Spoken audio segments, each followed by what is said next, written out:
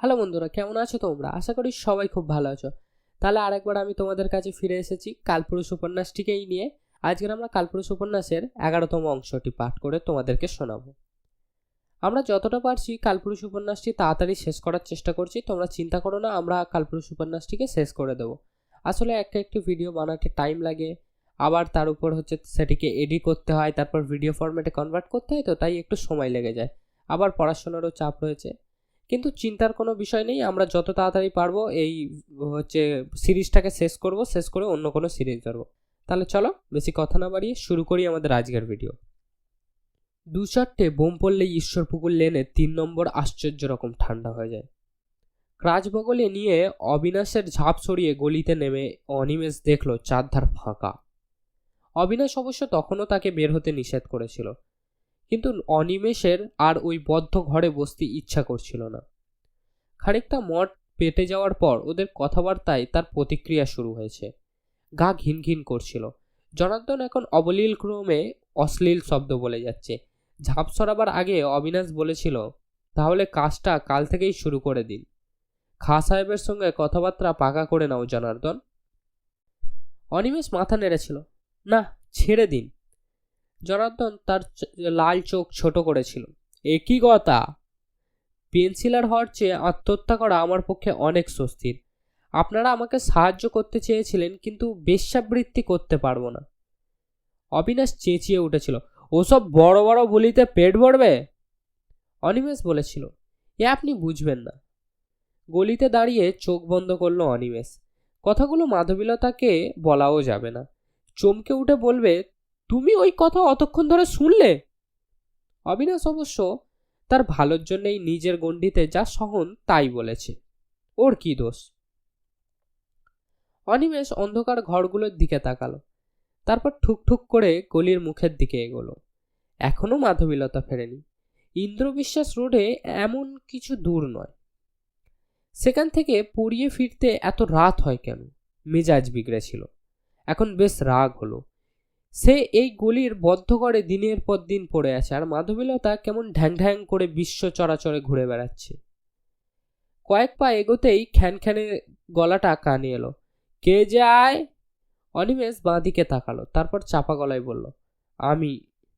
আমিটা কে? নাম রাখনি নাকি? বাপ মা নাম রাখেনি? অনিমেষ। অনি মাস্টারিনীর বর।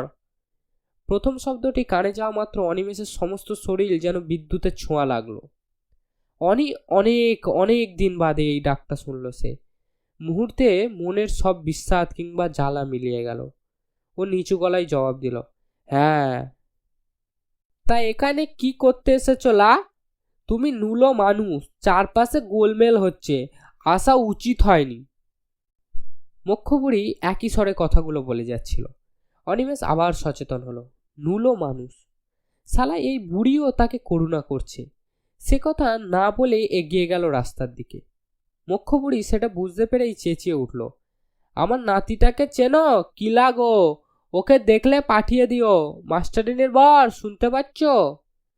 অনিমেষ দাঁতে দাঁত চাপল। তার পরিচয় এখন মাস্টারিনীর বর, নুলো। চমৎকার। সে ঈশ্বরপুকুর লেনটাকে দেখল। একদম ফাঁকা হয়ে রয়েছে রাস্তা। নিমুর চায়ের দোকানের ঝাঁপ বন্ধ। হাঙ্গামাটা বেশ জব্বর ধরনের মনে হচ্ছে। অনিমেষ আরো কয়েক পা এগোলো। এ পর্যন্ত কখনোই আসে না সে, কিন্তু আজ তার কোনো অসুবিধা হচ্ছে না। অবশ্য থাইয়ের কাছে চিনচিনে ব্যথা হচ্ছে তা খুবই সামান্য। মিছিমিছি ভয় পেয়ে একদিন ঘরে আটকে ছিল। অনিমেষ বুঝতে পারছিল না সে ট্রাম বাসে উঠতে পারবে কিনা, কিন্তু বিশ্রাম নিয়ে অনেকটা নিশ্চয়ই হাঁটতে পারবে। একটা কাজ চাই। একটু আগে জনার্দনরা যে কাজের কথা বলল সেটা সে করতে পারবে না। কেন পারবে না? অনিমেষ নিজেকেই প্রশ্ন করল। নিশ্চয়ই শয়ে শয়ে লোক এই কাজ করে, তাহলে সে করতে পারবে না কেন? মাধবীলতা কি বলবে সেই সংকোচে? নাকি সেই অনিমেষ যে এককালে অনেক বিরাট আদর্শের কথা মাথায় রাখত, এই দেশে সশস্ত্র বিপ্লবের স্বপ্ন দেখে নিজেকে বিরাট বলে ভেবেছিল, সেই কি? ছি ছি করে উঠল। সবকিছু ভেঙে চুরমার হয়ে গিয়েছে যার। শুধু অসহায় চোখে চারধার দেখে যাওয়া ছাড়া যার অন্য কোনো ভূমিকা নেই। এত উঁচু নাক হবে কেন? ওসব আদর্শ রুচি ফুচি মাথায় কেন যে পোকার মতো কুটকুট করে? এই যে হাজার হাজার ছেলে বিপ্লবের আশায় প্রাণ দিল, তার মতন অগণিত মানুষ বিকলাঙ্গ হয়ে পড়ল, তাতে এই দেশের কোনো পরিবর্তন হলো? সাধারণ মানুষের মনে বৈপ্লবিক চিন্তাভাবনা আসা দূরের কথা, সামান্য ঢেউ পর্যন্ত ওঠেনি। বরং আগের চেয়ে মানুষ এখন নিজের আখের গোছাতে বেশি ব্যস্ত হয়ে উঠেছে। স্রেফ বোকামি। ওইসব আদর্শের নামে বাছবিচার করে নাক ছিটকানো মানে আত্মহত্যা করা। কেউ তোমার মুখে খাবার তুলে দেবে না, যে দেবে সে করুণা দেখাবে। মনে মনে একটা প্রতিরোধ গড়ে তুললেও অনিমেষ বুঝতে পারছিল না সে হেরে যাচ্ছে। ওই ছাঁচটাকে এই জীবনে ভাঙা যাবে না। হয়তো এটা সুস্থ থাকার অহংকার। সব তো গেছে, শুধু এইটুকু আঁকড়ে যদি বাকি জীবনটা চলে যায় তো যাক। ঠিক এই সময় মাধবীলতাকে দেখতে পেল অনিমেষ। খুব ত্রস্ত পায়ে ট্রামরাস্তার দিক থেকে আসছে। দেখতে দেখতে অনিমেষের চোখে মুগ্ধতা নামলো। বাহ, এখনো ওকে বেশ মিষ্টি দেখায়। প্রতিদিন ওই ছোট্ট ঘরের সীমাবদ্ধতায় এই রূপ চোখেই পড়ে না। ক্লান্ত বয়সের সামান্য আঁচড় সর্বাঙ্গে, কিন্তু মাধবীলতার এমন কিছু এখনো অবশিষ্ট রয়েছে যা অনিমেষের নিজের নেই, এক ফোঁটাও নেই। তাকে দেখা মাত্র মাধবীলতা যেন আটকে উঠল। তুমি? অনিমেষ হাসবার চেষ্টা করলো। এলাম? এতটা এসেছো কেন? এই জন্য আবার ভুগতে হবে। মাধবীলতা সামান্য দাঁড়িয়ে ব্যস্ত হয়ে পড়ল। ওর এই ব্যস্ততা দেখে অনিমেষ ছোট চোখে তাকালো। ওকে কি সারা জীবন শুইয়ে রাখতে চায় মাধবীলতা? একটু আগের নরম ভাবটা চট করে মিলিয়ে যাচ্ছিল। তাই সে বলল, না, আমার কোনো অসুবিধা হচ্ছে না, বেশ তো চলে এলাম। পায়ে লাগছে না? এমন কিছু না, কিন্তু তুমি খুব রিস্ক নিয়েছো। কেন ভাবছো এত? আমারটা আমি বুঝি না। কথাটা শোনা মাত্র মাধবীলতা চট করে মুখ তুলে অনিমেষকে দেখে হাসলো। তাহলে তো ভালোই। কথা ঘোরানোর জন্য অনিমেষ বলল, একটু আগে এখানে খুব গোলমাল হয়ে গেছে, বোম ফেটেছে। মাধবীলতা বলল, রাস্তা দেখে তাই মনে হচ্ছে। খোকা পড়ছে? মাথা নাড়ল অনিমেষ। এখনো ফেরেনি।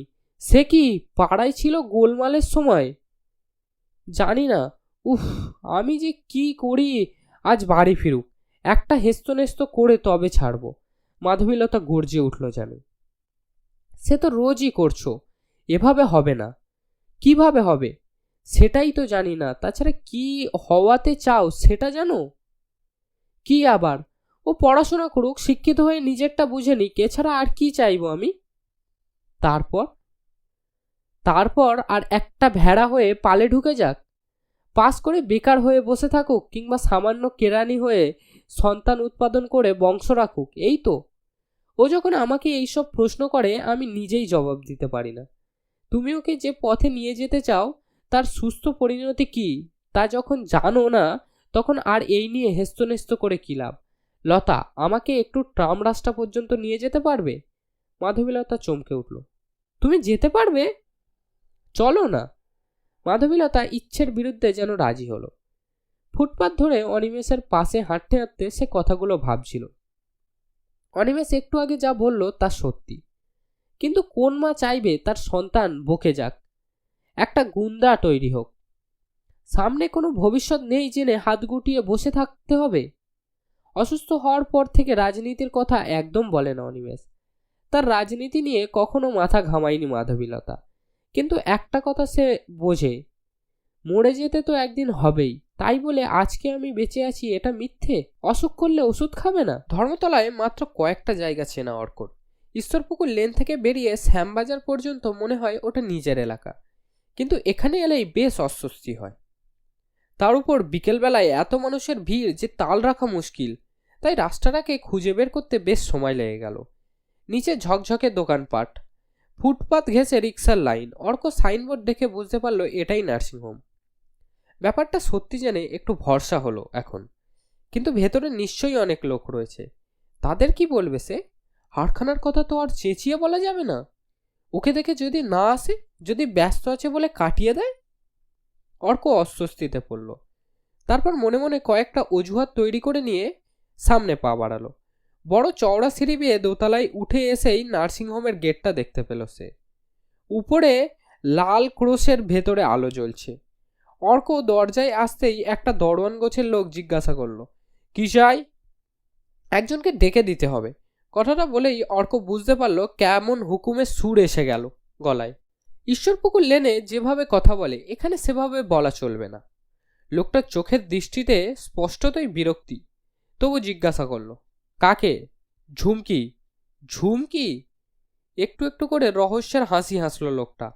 ওই নামে এখানে কেউ কাজ করে না, অন্য কোথাও যাও ভাই। এবার বেশ অসহায় হয়ে পড়ল অর্ক। ঝুমকি যদি এখানে না থাকে তাহলে হারখানা ফেরত পাওয়া যাবে না। জায়গাটা মোটেই ভুল করেনি সে। ঝুমকি যদি বাড়িতে মিথ্যে কথা বলে আসে তাহলে অবশ্য। এই সময় একজন নার্স খুব দ্রুত পায়ে বেরিয়ে এসে জিজ্ঞাসা করলো, ডাক্তার সেন এসেছেন? দারোয়ান মাথা নাড়ল, না। মহিলা চলে যাচ্ছিল। দারোয়ান তাকে ঠাট্টার গলায় বলল, ঝুমকি বলে কেউ আছে নাকি? মহিলা ঘুরে দাঁড়ালো, কে ঝুমকি? অর্ক এবার এগোলো, এখানে কাজ করে শুনেছি। কি কাজ? নার্স না আয়া? আয়া কথাটা সেরেফ অনুমানের ওপর বলে ফেলল অর্ক। এই নামে তো কোনো আয়া নেই ভাই, অন্তত এখানে নেই। ও। অর্ক হঠাৎ শূন্য হয়ে গেল। আর এখানে দাঁড়িয়ে থাকার কোনো মানে হয় না। হয়তো তার মুখ দেখে মহিলার মনে কোনো ছায়া পড়ল। কোত্থেকে আসে বলো তো? বেলগাছিয়া, বেশি বয়স নয়। বেলগাছিয়া কিরকম দেখতে? ঝুমকিকে কিভাবে বর্ণনা করবে অর্ক? কালো, রোগাটে, তবে মুখখানা ভালো আর খুব দুর্নাম আছে, এই তো। যেটুকু পারল খুঁটিয়ে বলল সে। মহিলা সব শুনে মাথা নাড়ল। হ্যাঁ, এরকম একটা মেয়ে এখানে কাজ করছিল কিছুদিন, তবে তার নাম ঝুমকি নয়। কিন্তু তার সঙ্গে তোমার কি দরকার? এবার যেন একটু আলো দেখতে পেল অর্ক। চটপট সাজানো অজুহাত জানালো সে, আমি ওদের পাশের ঘরে থাকি। আজ বিকেলে মাসিমা মানে ঝুমকির মায়ের শরীর খুব খারাপ হয়েছিল, হাসপাতালে নিয়ে যেতে হয়েছে। ঝুমকির বাবা এই ঠিকানায় আমাকে খবর দিতে পাঠালেন। উমা, তাই? হ্যাঁ। মুখখানা যতটা সম্ভব বিমর্ষ করলো অর্ক। আচ্ছা, তুমি এসো আমার সঙ্গে। মহিলা তাকে ডেকে ভেতরে চলে যেতে অর্ক অনুসরণ করলো। সেই হাসপাতাল হাসপাতাল গন্ধ। আরও কয়েকজন নার্স ব্যস্ত হয়ে হাঁটাচলা করছে। মহিলাকে অনুসরণ করে অর্ক একটা ঘরের সামনে এসে দাঁড়ালো। তিনজন বিভিন্ন বয়সী আয়া বাচ্চা কোলে নিয়ে গল্প করছে। মহিলা জিজ্ঞাসা করলো, মালতীদি, বেলগাছিয়া থেকে একটা কালো মেয়ে এখানে কদিন ছিল তোমার মনে আছে? যাকে বলা হলো তার বয়স হয়েছে, শরীর বেশ স্থূলা। চোখ ঘুরিয়ে বলল, তার মনে নেই? বন্ধ ঘড়ি পড়ে থাকতো। মহিলার এবার মনে পড়ল, হ্যাঁ হ্যাঁ। পৃথুলা বলল, তাকে প্রয়োজন? মহিলা অর্ককে দেখালো, এই ছেলেটি ওর পাশের ঘরে থাকে, বাড়িতে অ্যাক্সিডেন্ট হয়েছে, এখানে সে আর কাজ করে না তাও জানায়নি। পৃথুলা বলল, কাজ করলো আর কোথায়? কাজ জানে যে করবে। অ্যাক্সিডেন্ট কার হয়েছে? মায়ের। অর্ক উত্তর দিল, বেশিক্ষণ বাঁচবে না। অ। তারপর ইশারায় মহিলাকে কাছে ডাকলো পৃথুলা। অর্ক বুঝলো কিছু গোপনীয় কথাবার্তা হবে। একটু বাদে মহিলা বেরিয়ে এসে বলল, শোনো ভাই, তুমি যাকে খুঁজছো সে নাও হতে পারে, কারণ নামটা মিলছে না। বেলগাছিয়া থেকে এসে যে এখানে ছিল তার নাম লতিকা দাস। ঝুমকির পদবী কি দাস? জানে না অর্ক, তবু মাথা নাড়ল। হ্যাঁ, এ লাইনে অনেকে নাম পাল্টায়, তাই সঠিক হবে কি না জানি না। আমি খুব কম দেখেছি। মালতীদের কাছে শুনলাম সে নাকি আর আয়ার কাজ করছে না, নাচ শিখছে। মহিলা ঠোঁট টিপে হাসল। নাচ? অর্ক হতভম্ব। হ্যাঁ, সত্যি কিনা তুমি একবার গিয়ে দেখতে পারো। অ্যাক্সিডেন্ট হয়েছে যখন, তখন খবর দেওয়ার চেষ্টা করো। মহিলা ওকে ঠিকানা বলে দিল। চৌরঙ্গি লেন। অর্ক কখনো ওদিকে যায়নি। রাস্তায় নেমে অর্ক বুঝতে পারছিল না কি করবে। চারধারে এখন ঝকঝকে আলো। সন্ধে ঘনিয়ে রাত নেমেছে। আজ একটু তাড়াতাড়ি ঘরে ফিরলে ভালো হতো। মায়ের সঙ্গে দুপুরে কথাবার্তার পর এটুকু সে করবে ঠিক করেছিল, কিন্তু হাড়ের সন্ধান না পেলে ফিরবে কি করে? যা হয় হোক, আর একদিন না হয় বাড়িতে ঝামেলা হবে, কিন্তু হাড়খানার জন্য শেষ চেষ্টা করবে সে। কিন্তু ঝুমকি কি করে লতিকা দাস হবে? তার উপর নাচ, ভাবাই যায় না। অর্কর মনে হলো পুরোটাই ভুল হয়ে যাচ্ছে। 3 নম্বরের মেয়ে চৌরাঙ্গি লেনে নাচ শিখতে আসবে কেন? আর নাচ শিখলে কি টাকা পাওয়া যায়? খানিকক্ষণ দোনামোনা করে অর্ক চৌরাঙ্গি লেনের উদ্দেশ্যে পা বাড়ালো। জিজ্ঞাসা করে করে গ্লোব সিনেমার পেছনের রাস্তায় চলে এসে অর্কর মনে হলো জায়গাটায় মানুষজন তেমন নেই। মাঝে মাঝে দু একটা রিক্সা কিংবা ট্যাক্সি ছুটে যাচ্ছে। বিচিত্র চেহারার দুজন সাহেব হৈ হৈ করতে করতে চলে গেল। আলো কম রাস্তায়। নম্বর মিলিয়ে অর্ক যখন হাঁটছে তখন একটা লোক অন্ধকার ফুঁড়ে সামনে এসে দাঁড়ালো। School girl, English, French. Arka হতভম্ব। কোনো রকমে বলল, মানে? লোকটা বোধহয় ততক্ষণে অর্ককে বুঝতে পেরেছে। চোখ কুচকে আমজাদ খানের মতন মুখ করে জিজ্ঞাসা করলো, কি চাই এখানে? ভঙ্গি দেখে অর্কর মেজাজ গরম হলো। কিন্তু লোকটার চেহারা বিশাল এবং পাড়াটা তার সম্পূর্ণ অজানা। লোকটা আবার বলল, আব্বে কি চাই? এবার সত্যিই ঘাবড়ে গেল অর্ক। কোনো রকমে বলতে পারল ঘটনাটা। বাড়িতে অ্যাক্সিডেন্ট হয়েছে বলে সে খবর দিতে এসেছে। এ পাড়ার কিছুই সে চেনে না, কোন বাড়ি তাও জানে না। বোধহয় দয়া হলো লোকটার, কারণ কোনো কথা না বলে সে অর্ককে নিয়ে খানিকটা পথ এগিয়ে গিয়ে চিৎকার করল, হ্যাঁ বেল বেল। একটু বাদেই বিরাট চেহারার একটা কালো কুচকুচে লোক চুরুট মুখে ব্যালকনিতে এসে দাঁড়ালো। নিচের লোকটা বলল, here is a chicken for you, বলে অর্ককে একটা দরজা দেখিয়ে দিল। অর্ক বুঝতে পারছিল জায়গাটা মোটেই সুবিধার নয়, কিন্তু এখান থেকে ফেরার কোনো উপায় নেই। শক্ত হবার চেষ্টা করতে করতে সে দরজা পেরিয়ে ডান দিকে একটি সিঁড়ির দিকে এগিয়ে গেল। সিঁড়িতে আলো নেই। ওপরে উঠতেই দরজা খুলে সেই কালো লোকটা চুরুট মুখে এসে দাঁড়ালো। কি ব্যাপার? কাঁপা গলায় অর্ক আবার গপ্পটা বলল, লতিকা দাস। ঘর ঘরে গলায় জিজ্ঞাসা করল লোকটা। অর্ক শুনতে পাচ্ছিল ভিতর থেকে উদ্দাম বাজনা বেজে আসছে, পুরুষ ও নারী কণ্ঠ, তাতে উল্লাস। ও এখানে আছে তা কে বলল? অর্ক তখন নার্সিংহোমের কথা জানালো। খুব অসুস্থ? হ্যাঁ। তোমাকে চেনেও? হ্যাঁ। কামিন। ইঙ্গিতে ভেতরে আসতে বলে লোকটা চিৎকার করল, ডরথি, ডরথি। একজন প্রৌঢ়া মেম সাহেব ভেতরের দরজায় এসে দাঁড়ালো। হাই, কান্ট এ ওয়েট অ্যানাদার 5 মিনিটস? লোকটা বলল, না সে ব্যাপার নয়, মিস ডিকে এখনই দেখে দাও, খুব জরুরি দরকার, বাড়ি থেকে লোক এসেছে। মেম সাহেব বলল, সে কি, ঠিকানা জানলো কি করে? সেটা পরে হবে, পাঠিয়ে দাও। মেম সাহেব চলে যেতে লোকটা পাশে আর একটা ঘরের দিকে তাকিয়ে বলল, আর 5 মিনিট অপেক্ষা করুন স্যার, নাচের কোর্স শেষ হয়ে এসেছে, নাইট ইজ টু ইয়ং। পায়ের শব্দ শুনে ঘাড় ফেরাতেই পাথর হয়ে গেল অর্ক। এ কি ঝুমকি? চকচকে একটা কালো প্যান্ট শরীর চেপে হাঁটুর 1 ইঞ্চি নিচে শেষ হয়েছে। এক পিস কাপড়ের একটা কলার তোলা জামা নাভির অনেক ওপরে আচমকা থেমে গেছে, চুল চূড়ো করে বাঁধা। ঘরে ঢুকেছিল প্রায় নাচতে নাচতে, কিন্তু ঢুকতেই চমকে উঠল, যেন নিজের চোখকে বিশ্বাস করতে পারছিল না। লোকটা কড়া গলায় বলল, একে চেনো? ঠোঁট বেঁকালো ঝুমকি। বোধহয় প্রথমে ভেবেছিল অস্বীকার করবে, তারপর হয়তো মন পাল্টালো, মাথা নেড়ে হ্যাঁ বলল। ও বলছে তোমার বাড়িতে অ্যাক্সিডেন্ট হয়েছে। আমি তোমাদের প্রত্যেককে বলে দিয়েছি যে প্রাইভেট প্রবলেম যেন এখানে না আসে। ও তোমার ঠিকানা পেল কি করে? আমি জানি না। ঝুমকির গলা কাঁপছিল। লোকটা বিরক্তিতে কাঁধ নাচালো, এরকম ঘটনা আর যেন না ঘটে। কথাটা বলে লোকটা ভেতরে চলে যেতেই ঝুমকি সাপের মতো মাথা তুলল। কেন এসেছো? তোমার মায়ের অ্যাক্সিডেন্ট হয়েছে, হাসপাতালে আছে। অম্লদান বদনে কথাগুলি বলল অর্ক। মা? মুহূর্তে ফ্যাকাশে হয়ে গেল ঝুমকি। কখন? কি হয়েছে? তুমি চলে আসার পরই তোমার বাবা খবর দিতে নার্সিংহোমে পাঠিয়েছিলেন, সেখান থেকে এখানে। দেখতে চাও তো তাড়াতাড়ি চলো। অর্কর কথা শেষ হওয়া মাত্র ঝুমকি এক ছুটে ভেতরে চলে গেল। যাক, কাজ হয়েছে। অর্ক অনেক কষ্টে নিজেকে সংযত রাখছিল। এখান থেকে বের করে না ঝুমকিকে কোনো প্রশ্ন করা ঠিক হবে না। সে পেছন দিকে ঘুরে দাঁড়াতেই দেখতে পেল দেয়াল জুড়ে বিরাট বিরাট ফটোগ্রাফ। খাঁটো পোশাক পরে নাচের ভঙ্গিতে কয়েকটা মেয়ে পাশাপাশি। তাদের শরীরের প্রায় সবটাই দেখা যাচ্ছে। তলায় লেখা মিস টি, মিস এন, মিস পি, এইসব। ঝুমকির ছবি এখানে নেই। এটা কি তাহলে নাচের স্কুল? ঝুমকি এত পয়সা খরচ করে এখানে নাচ শিখতে আসে? কিছুতেই মাথায় ঢুকছিল না ব্যাপারটা। ঝুমকিকে লোকটা কি বলে সম্বোধন করলো যেন? ও হ্যাঁ, মিস ডি। ঈশ্বরপুকুর লেনের ঝুমকি এখানে মিস ডি হয়ে গেল কি করে? এই সময় ভেতরের ঘর থেকে একটা মেয়ে পরীর মতো উঠতে উঠতে বেরিয়ে এসে পাশের ঘরে ঢুকে হেসে ভেঙে পড়ল। চকচকে রঙিন পোশাক এক পলকের জন্য অর্ক সামনে চলে উঠেছিল। সে চট করে পেছনটা দেখে নিল। ছবির একজনই বোধহয় ওই ঘরে গেল যেখানে পুরুষ রয়েছে, তবে 6 জনের কোনজন তা বুঝতে পারল না অর্ক। এই সময় ঝুমকি বেরিয়ে এলো।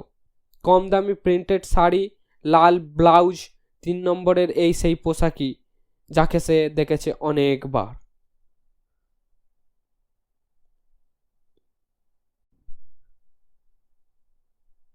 ঝুমকি মাথা নাড়ল। এ পাড়ায় হেঁটে যাওয়া নিষেধ আছে। অর্ক আবার ঝুমকিকে দেখল। মুখে চোখে এখন প্রসাধন একটুও নেই। অ্যাক্সিডেন্টের খবর পেয়ে খুব ঘাবড়ে গেছে বোঝা যাচ্ছে। একটু বাদেই নিচ থেকে একজন চেঁচিয়ে উঠল, রিক্সা! ওরা নিচে নেমে এলো। সামনেই একটা রিক্সা দাঁড়িয়ে। প্রথমে ঝুমকি উঠল, তারপর অর্ক। রিক্সাওয়ালা সামনের পর্দা ফেলে দিয়ে হ্যান্ডেল তুলে নিল। টুনটুন করে রিক্সাটা খানিক এগিয়ে ডান দিকে বাঁক নিল। অর্ক জিজ্ঞাসা করলো, এদিকে কোথায় যাচ্ছ? ঠিক যাচ্ছে, ও জানে ট্রাম রাস্তা। তারপর সামনে ঘুরে ঝুমকি অর্কর হাত চেপে ধরল। তোমার পায়ে পড়ি, পাড়ার কাউকে বলো না আমি এখানে আসি। অর্ক হাত ছাড়াবার চেষ্টা করলো। কেন? না, এমনিতে লোকে নানান কথা বলে, আমি আর টিকতে পারবো না। আর একটা বছর, তারপর আমি আর কাউকে কেয়ার করব না। তুমি কাউকে বলবে না, কথা দাও। ঝুমকি মিনতি করতে লাগলো। তুমি এখানে কি করো? নাচ শিখি, ক্যাবারে ড্যান্স। পয়সা লাগে না? লাগে, সে তুমি বুঝবে না। অর্ক তাকালো ঝুমকির মুখের দিকে। অন্ধকারে ঠিকঠাক বোঝা যাচ্ছে না।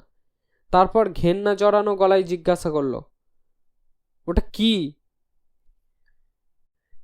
ওটা কি পতিতালয়? কথাটা শোনা মাত্র ঝুমকি চাবুক খাওয়ার মতো রাস্তার দিকে মুখ ঘোরালো। আর তারপরেই অর্ক বুঝতে পারলো ঝুমকি কাঁপছে। কাঁপুনিটা যে কান্না থেকে তা বুঝতে অসুবিধা হলো না। অনেকটা পথ আসার পর সেই অবস্থায় ঝুমকি বলল, এখন তোমরা আমাকে যা ইচ্ছা বলো, সামনের বছর থেকে আমি মিস ডি হয়ে যাব। তখন তখন মিস ডি আবার কি নাম? জবাব দিল না কথাটার ঝুমকি।